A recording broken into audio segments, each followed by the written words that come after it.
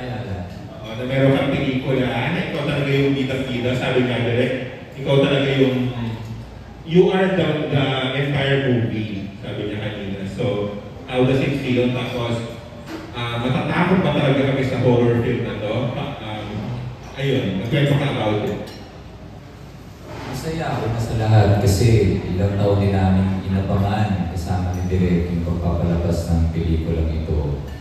So ito finally papalabas na sa May 1. And I would say na naging pamilya kami ng Direk na hindi lang din ako may mga kasama kami dito, si Carl, si Johannes, si Melissa na nasa ibang bansa na. So apat talaga kami dito, kasama si Rolando Inocencio, si Ronnie, yung pa-isa. More than matakot, I think we hope na maligayahan ko yung natawa kayo sa mga pinagagawa namin sa pelikula ito. Kasi horror comedy naman siya. And I would just like to say na I'm very grateful kasi si Direk Joey, bukod sa naging kaibigan ko siya sa pelikulang ito, I can say without bias na yung sistema niya ang pinakamagandang naranasan ko. Hindi lang sa pandemic, outside pandemic. Nag-start kami ng 10 AM lagi, tapos natatapos kami ng, kung hindi 10 PM, mas maaga pa. Sobrang smooth ng system niya, sobrang ganda ng pre-production na. I hope maraming production ng mahawak or gumana sa ganitong sistema. Kasi sa ginawa niya, we can say na kaya pala, walang excuse, kaya pala basta maganda yung pre-production. Kaya I'm very grateful na nakatrabaho si Direk Joe. At sana makatrabaho ko.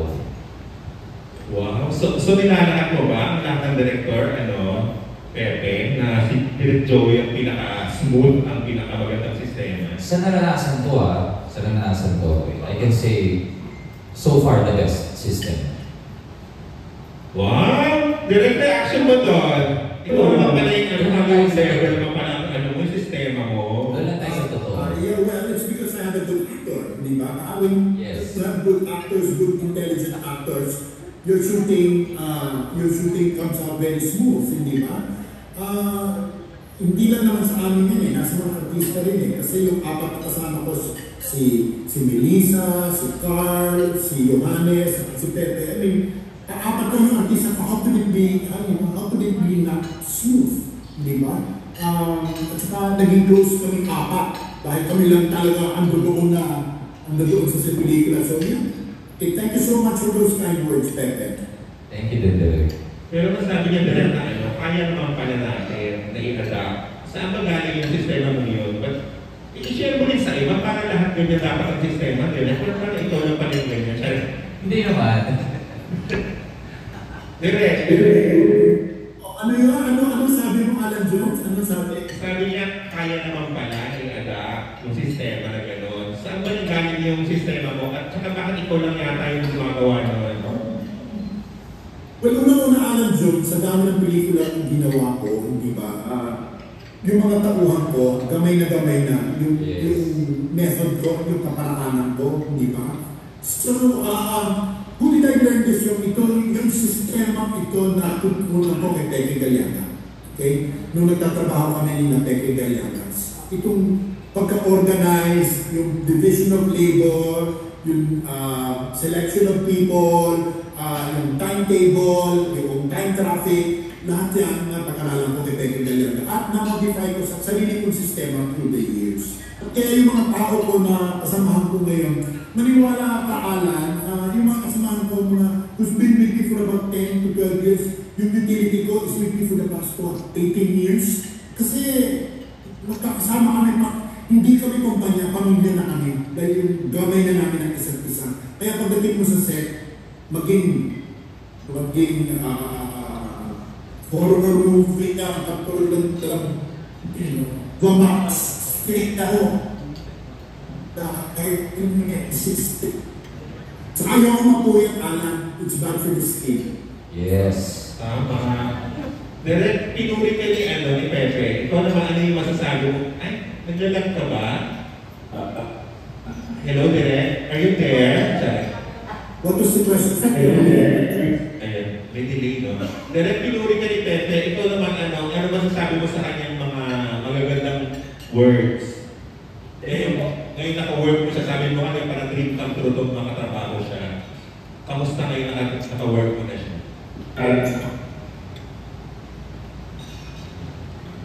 Dominic, anong question repeat mo lang? Direct, ulitin ko ha. Can you hear me? Yes. Ay, naglalag na. Okay, Dom,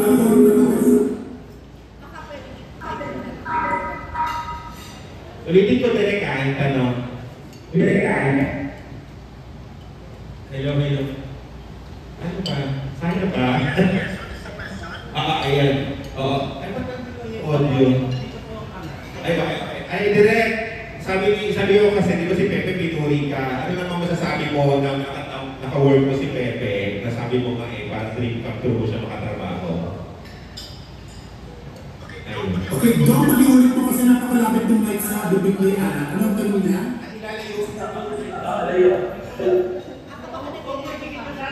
Dom, anong question?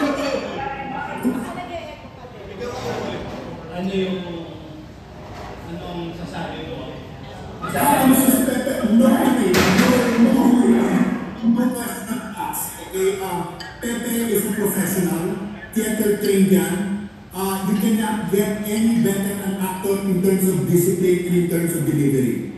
Okay, uulitin ko theater trained siya, disciplinado siya. Pagdating na sa set, alam niya ang kanyang gagawin. Matalino siya. Okay, at higit sa lahat, hindi siya sanggabal sa trabaho, siya ay isang asset sa trabaho. He is one of the best actors I have worked with, and I will work with at the slightest provocation. Okay? Ang sarap-sarap katrabaho ni Pepe. Okay? Uulitin ko Alan, ang sarap-sarap katrabaho ni Pepe. Thank you today, likewise. Love you today. Pinabog mo yung papuri. Pinabog mo yung papuri niya, direct. Audio. Ano yung direct?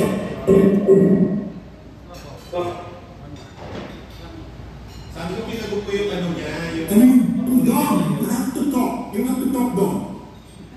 Because you are the one that is your... Direct pinabog mo na yung papuri ni Pepe sa'yo. Pinasabi ni Ana Jones. Hindi ka niya pa rin Ano sabi ni Alan Jones? Pinabog mo na yung papuri ni Pepe. Pinabugan mo si Pepe direct. Okay. Pepe nila na. Thank you, direct. Hirap ko mausap. Charek. Kasi kay Pepe na lang tayo. Pepe, may pressure ba sa'yo? May pressure ba sa'yo na magdala ng pelikula? Tapos, di ba? Kasi pagkaling ka sa isang, kasama ka sa highest grossing film in the history of Philippine cinema. So, meron ba kayong pressure na akiba dun sa'yo pag meron kang pelikula? Lalo na ikaw talaga yung bida. Sa totoo lang, hindi naman po mawawala yan, Sir Alan. Sa lahat ng ginagawa natin project, may healthy pressure talaga. Pero we try our best na hindi mag-dwell doon. Kasi para sa akin, ang bida naman talaga yung kwento. Instrumento lang tayo sa paghatid ng mga kwento na ito. So yun, I hope I answered your question. Last na, paano, hindi ka ba natatakot, siya nakakatakot ang pelikula, pero hindi ka ba natatakot or kayo ni Direk na kasi ang hirap na pumasok ng mga tao ngayon, ang hirap nilang encourage to go out and buy a ticket, diba, to watch a movie. Sa panahon ito talaga, pag nanonood ako ng pelikula, halos wala akong kasama sa sinehan. Yun, paano, how do you feel about that? Tapos, paano mo sila, yun, hindi kayatin na manood. Local film. Of course, we always try our best to help our producers and the whole team to promote through social media. Pero ako po personally, every time I finish a project, nagpaparaya na ako, nagpapaubaya na ako sa mga tao, siyempre sa Diyos rin. Of course, ang producers, ang goal nila is kumita yung palabas. Pero ako po personally as an actor, basta may mapaligaya ako, kontento na po ako. May mapaligaya ako kahit na gano'ng marami, kontento po ako. Thank you. Thank you, Alan D. Sa pelikula po natin kasi direct ng group siya. nag-sign out na po siya sa Zoom, so mag-focus na tayo kay Pepe Junera. Dahil naglayak na yung mga baklang ipilit. Tawa siya ng tawa kasi po siya sa sunod na magtatanong si Natalie Tumada, Philippine Star. Hi, Natalie. Ganda si Natalie. Hi. Oh, yes. Bawal daw ako magtanong dito kasi isip ko nila. Pero tatanungin ko pa rin. Go. Naniniwala ka ba sa mga element or supernatural creatures? Of course. I can say that they're supernatural, but I believe in those unseen creatures na hindi lang tayo nakatira dito. I do. Why do you believe in it? Experience? Because I feel them, yeah. I experienced it as early as 5 years old. And I felt them so many times. May third eye ka or what?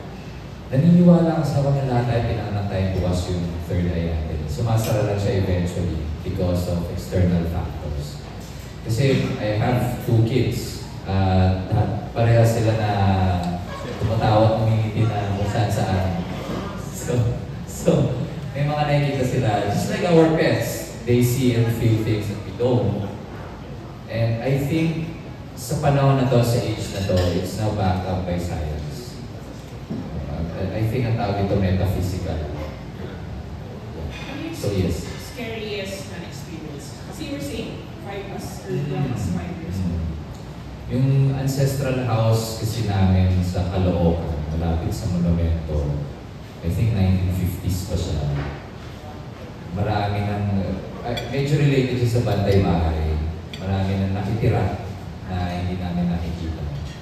So as early as 5 years old, hindi pa, hapon pa to, may nagpakita sa akin maliit na, hindi ko masabing bata, pero maliit na creature, na bushy yung hair.